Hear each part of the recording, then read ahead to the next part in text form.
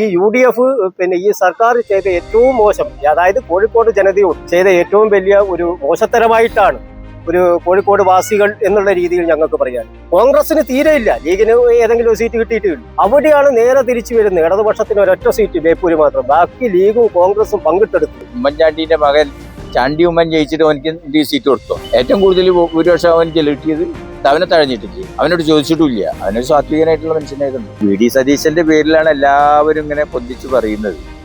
അത് ലാസ്റ്റ് പിണറായിന്റെ മാതിരി ആവരുത്. MLA ആണെങ്കിൽ മന്ത്രിനെക്കാട്ടി പവറുള്ള ആളാണ് റിയാസ്. അപ്പൊ പിന്നെ അങ്ങനെ മൂക്കുള്ളിടത്തോളം ഈ മണ്ഡലത്തിൽ നമ്മളെ കോഴിക്കോടിൽ മൂക്കുള്ളിടത്തോളം കാലം അതിന്റെ ഒരു കുറവ് ഉണ്ടാവില്ല. കോഴിക്കോടിനൊക്കെ ഈ UDF മന്ത്രിസ്ഥാനം കൊടുക്കുക. കാരണം 13 സീറ്റിൽ 12 ജയിച്ചത് UDF ആണ്. 6 സീറ്റ് മുസ്ലിം ലീഗ്. മുസ്ലിം ലീഗിന് 4 സീറ്റ് കിട്ടുന്ന ടൈമിന് മന്ത്രിസ്ഥാനം കിട്ടിയിട്ടുണ്ട്. UDF മന്ത്രിമാരുണ്ടാവില്ല. ഈ പ്രാവശ്യം 13 12 പിടിച്ചിട്ട് ഒരു സീറ്റ് കൊടുത്തില്ല. 45 വർഷത്തിന് ശേഷം ആദ്യമായിട്ടാണ് കോഴിക്കോടിന് മന്ത്രിസ്ഥാനം ഇല്ലാത്തത്. കോഴിക്കോടിൽ 12 MLA-മാരാണ് കോൺഗ്രസിൻ്റെതായിട്ട് ജയിച്ചത്. എന്നിട്ട് നമുക്കൊരു മന്ത്രിനെ കിട്ടിയിട്ടില്ല ഇത്തവണ. അതിനെ കുറിച്ച് എന്താ പറയാനുള്ളത്? ഇതൊരു ഖേദം തന്നെയാണ്. ഒരു കോഴിക്കോടിൽ കഴിഞ്ഞ പ്രാവശ്യം ഒരു 3 മന്ത്രിമാർ നമുക്ക് ഉണ്ടായിരുന്നു. ശശീന്ദ്രന്, മറ്റേ റിയാസ്, ദേവർകോവില്, 3 മന്ത്രിമാർ കഴിഞ്ഞ പ്രാവശ്യം നമുക്ക് കോഴിക്കോടുണ്ട്. ഇതിപ്പോൾ കോൺഗ്രസിന് UDF 12 സീറ്റ് കിട്ടിയിട്ടും ഒരു മന്ത്രിനെ ഇല്ല എന്ന് പറഞ്ഞാൽ ഭയങ്കര ഖേദം തന്നെ. LDF സർക്കാരിന്റെ കാലത്തൊക്കെ കോഴിക്കോട് ഒരുപാട് മന്ത്രിമാരെ പ്രദാനം ചെയ്ത നാടായിരുന്നു. അങ്ങനെ ചിന്ത ഉടലെടുത്ത് തുടങ്ങുന്നതേ ഉള്ളൂ. പിന്നെ മേ ബി 2.5 വർഷത്തിന് ശേഷം പാറക്കൽ അബ്ദുള്ള ലീഗിന്റെ ഭാഗമായിട്ട് മന്ത്രിയാവാൻ സാധ്യതയുണ്ട്.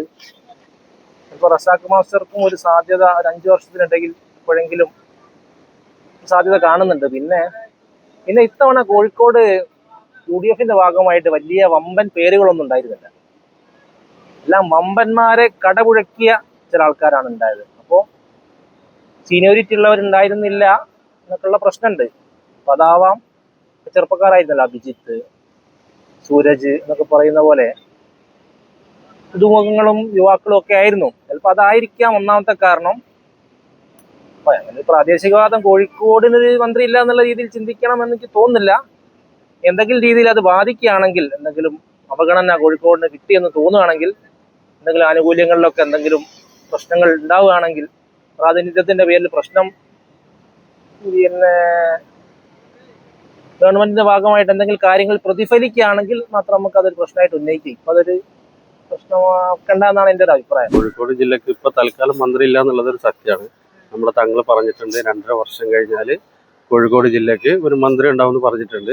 പിന്നെ മലപ്പുറം ജില്ല അടുത്തുള്ള ജില്ലയാണ് മലപ്പുറം ജില്ല. അവിടെയൊക്കെ ധാരാളം ആളുകളുണ്ട് മന്ത്രിയായിട്ട്. അപ്പോൾ കോഴിക്കോട് ജില്ലക്ക് ഇല്ലാത്തതൊരു നിരാശയായിട്ട് കാണണ്ട. കോഴിക്കോടിനൊക്കെ ഈ UDF മന്ത്രിസ്ഥാനം കൊടുക്കുക. കാരണം 13 സീറ്റിൽ 12 ജയിച്ചത് UDF ആണ്.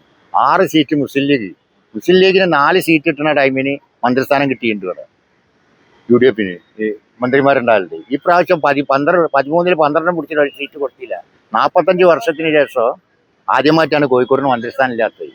ഇതൊക്കെ വളരെ കഷ്ടമാണ്. പിന്നെ ഗ്രൂപ്പ് കളിന്റെ ഭാഗമായിട്ടാണ് 4 ജില്ലക്ക്, കോഴിക്കോട് മാത്രമല്ല, കാസർഗോഡ് ജില്ലക്കില്ല, ഇടുക്കിക്കില്ല, പത്തനംതിട്ടക്കില്ല, 4 ജില്ലക്ക് മന്ത്രിസ്ഥാനം കൊടുത്തില്ല. അപ്പൊ ഈ 4 ജില്ലക്ക് മന്ത്രിസ്ഥാനം പോയതെന്താണോ? കോൺഗ്രസിലെ ഗ്രൂപ്പ് കളി, ലീഗിലെ ഈ അധികാരമോഹം എല്ലാം കൊണ്ടാണ് ഈ 4 ജില്ലക്കും മന്ത്രിസ്ഥാനം കിട്ടാത്തത്. അത് ഈ ജനങ്ങൾ ഇതെല്ലാം കാണുന്നുണ്ട്. ഈ LDF 2 പ്രാവശ്യം വന്ന് 2 പ്രാവശ്യം കോഴിക്കോട് ജില്ലക്ക് മന്ത്രിയുണ്ട്. എല്ലാ ജില്ലക്കും കൊടുത്ത്, എല്ലാവർക്കും കൊടുത്തിട്ടുണ്ട് മന്ത്രിസ്ഥാനം. എല്ലാ ജില്ലക്കും കൊടുത്തിട്ടുണ്ട്. ഈ ഇവർ വന്നപ്പോൾ 4 ജില്ലക്ക് മന്ത്രിസ്ഥാനം ഇല്ല. അപ്പോൾ ഇതിലെ അധികാര പടംവലിയാണ്. ഈ അധികാര പടംവലിയിൽ ഗ്രൂപ്പ് വെച്ച് നോക്കിയിട്ട് കൊടുത്തതാ. 4 ജില്ലനെ ഒഴിവായി.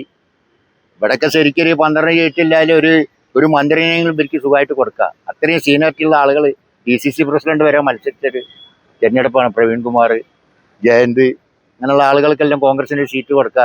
മുസ്ലിം ലീഗിനും കൊടുക്കുക. 6 സീറ്റിൽ പാറക്കുള അബ്ദുള്ളനെ ആരെങ്കിലും ഒരാളെ മന്ത്രിയാക്കുക. ഇപ്പൊ ആ പ്രതിഷേധം ഭയന്നിട്ട് അടുത്ത 2.5 വർഷം പാറക്കുള അബ്ദുള്ളനാക്കുക. അങ്ങനെ അവർ തീരുമാനിച്ചിരിക്കുന്നു. അങ്ങനെ കൊടുത്തിട്ടൊരു കാര്യമില്ല. എന്തായാലും നല്ല ഇതിൽ പോട്ടെ മന്ത്രിസഭ. പ്രതീക്ഷ ഒന്നുമില്ല. ജനങ്ങൾക്ക് ഈ ക്ഷേമ പെൻഷനൊന്നും കിട്ടില്ല. 2-3 മാസത്തേക്ക് കൊടുക്കൂ. അത് കഴിഞ്ഞാൽ ജനങ്ങൾക്ക് ഇത് തന്നെ. ഇനി പല പ്രശ്നങ്ങൾ നമ്മളെ നാട്ടിൽ വരും. ഇതിനായിട്ട് സമരം ചെയ്യേണ്ടി വരും. ക്ഷേമ പെൻഷന് മുടങ്ങാതെ ക്ഷേമ പെൻഷനൊക്കെ കൊടുത്തില്ല മറ്റേ സർക്കാരൊക്കെ. 21,000 ഇപ്പോൾ മറ്റേ ആശാ വർക്കർമാർക്ക് പറഞ്ഞത്. അത് 3,000 ആക്കി കൊടുത്തു. ഇനി 5 കൊല്ലത്തിനൊന്നും ചോദിക്കണ്ട. അതാണ് പറയണത്. 21,000 ഇല്ല, ഇപ്പോൾ 12,000 ഉള്ളൂ. UDF-ന്റെ ഉമ്മൻചാണ്ടി ഭരിക്കുന്ന സമയത്ത് 500 റുപ്യാണ് ക്ഷേമ പെൻഷൻ. അത് 9,000 ആക്കി LDF-ന്റെ 10 വർഷത്തെ ഭരണം. അപ്പോൾ ഈ ഇവർ ആശാ വർക്കർമാർ സെക്രട്ടേറിയറ്റ് സമരം ചെയ്തപ്പോൾ നമ്മളെ പ്രതിപക്ഷ നേതാവ് അവിടെ പോയിട്ട് പറഞ്ഞ്, നിങ്ങൾ മേടിക്കണ്ട, ഞങ്ങൾ അധികാരത്തിൽ വന്നാൽ 21,000 ആക്കി തരാം. വാക്ക് പാലിക്കണല്ലോ.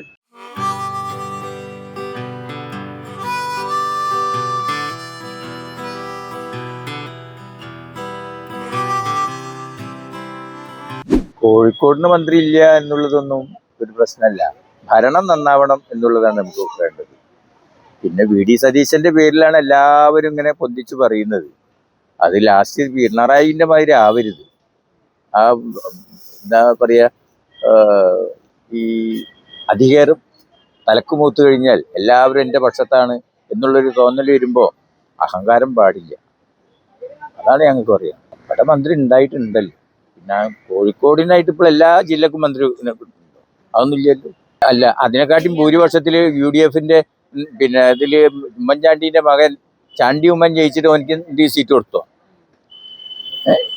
ഏറ്റവും കൂടുതൽ ഭൂരിപക്ഷം അവനക്ക് കിട്ടിയത്. അവനെ തഴഞ്ഞിട്ടില്ലേ? അവനോട് ചോദിച്ചിട്ടുമില്ല. അവനൊരു സാത്വികനായിട്ടുള്ള മനുഷ്യനെ കണ്ടിട്ടില്ല. അപ്പോൾ അതിലും നമ്മളെ മനസ്സിലുണ്ട്, എല്ലാവരുടെ മനസ്സിലും ഉണ്ടാവും. നല്ലൊരു പയ്യനാണ് അവൻ. പിന്നെ സ്ഥാനത്തിന് വേണ്ടിയിട്ട് കടിപിടി കൂടുന്ന ആൾക്കാരല്ലാതെ വേറെ എന്താണ്? എനിക്ക് കിട്ടണമെന്നല്ലേ, എനിക്കെന്ത് കിട്ടും എന്നുള്ളതാണ് എല്ലാവരുടെ കാഴ്ചപ്പാടും. നമ്മൾ UDF-നാണല്ലോ ഒരു മന്ത്രിനെ തിരഞ്ഞെടുക്കാത്തത്. അപ്പോൾ നിലവിൽ ഇത്രയും കാലം നമ്മളെ കോഴിക്കോട് ഇത്രയും വികസനവും കാര്യങ്ങളൊക്കെ കൊണ്ടുവന്നത് റിയാസ് തന്നെയല്ലേ. അപ്പോൾ അങ്ങനെ ഒരാളുള്ളപ്പോൾ നമ്മൾ ചിലപ്പോൾ അങ്ങനത്തെ ഒരു മന്ത്രി നമ്മൾ പ്രതീക്ഷിച്ചിട്ട് പോരില്ല ഇവിടെ കോഴിക്കോട്ടായിരിക്കും. അപ്പോൾ നിലവിലുള്ള മന്ത്രി തന്നെ നമുക്ക് ഉണ്ട്. MLA ആണെങ്കിൽ മന്ത്രിനെക്കാട്ടി പവറുള്ള ആളാണ് റിയാസ് ഖാൻ. അപ്പോൾ പിന്നെ അങ്ങനെ മൂപ്പുള്ളിടത്തോളം ഈ മണ്ഡലത്തിൽ നമ്മളെ കോഴിക്കോടിൽ മൂപ്പുള്ളിടത്തോളം കാലം അതിൻ്റെ ഒരു കുറവ് ഉണ്ടാവില്ല. കുറവുണ്ടാവില്ല. നമുക്ക് അങ്ങനെ ഒരു മന്ത്രി ഇല്ല എന്നുള്ളത് നിങ്ങൾ പറഞ്ഞപ്പോൾ അപ്പോൾ തോന്നിയത് തന്നെ. അല്ലെ, അതൊരു അറിഞ്ഞിട്ട് പോലില്ല.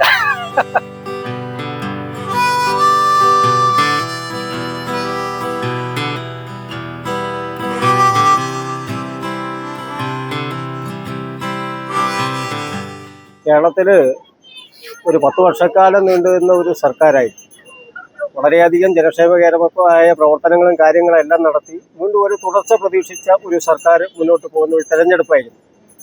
സ്വാഭാവികമായും തെരഞ്ഞെടുപ്പിൽ ഇടതുപക്ഷം വിജയം പ്രതീക്ഷിച്ച് ആഗ്രഹിച്ച് അതിൻ്റെതായ പ്രവർത്തനം നടത്തിയപ്പോൾ ജനങ്ങൾ പക്ഷേ മറിച്ചൊരു തീരുമാനം എടുത്തു. വലതുപക്ഷം വരട്ടെ എന്ന ഒരു തീരുമാനത്തിലേക്ക് അവർ പോയി. അതിൻ്റെ അടിസ്ഥാനത്തിൽ വലതുപക്ഷം ഇന്നുവരെ നേടാത്ത ഒരു വിജയമാണ് കോഴിക്കോടിൻ്റെ മണ്ണിൽ നേടിയത്. സ്വാഭാവികമായിട്ടും അത്രയും വിജയം നേടിയ ഒരു ജില്ലയിൽ ഒരു മന്ത്രി എന്നുള്ളത് സ്വാഭാവികമായും വലതുപക്ഷം മാത്രമല്ല ഇടതുപക്ഷത്ത് അണിനിരുന്ന ആളുകളും വിശ്വസിക്കും. കാരണം നമ്മുടെ പ്രദേശത്തു നിന്നുള്ള ഒരു മന്ത്രി, അത് വലതിൻ്റെ മന്ത്രിയല്ലല്ലോ, ജനങ്ങളുടെ ആകെയുള്ള ഒരു മന്ത്രിയല്ല.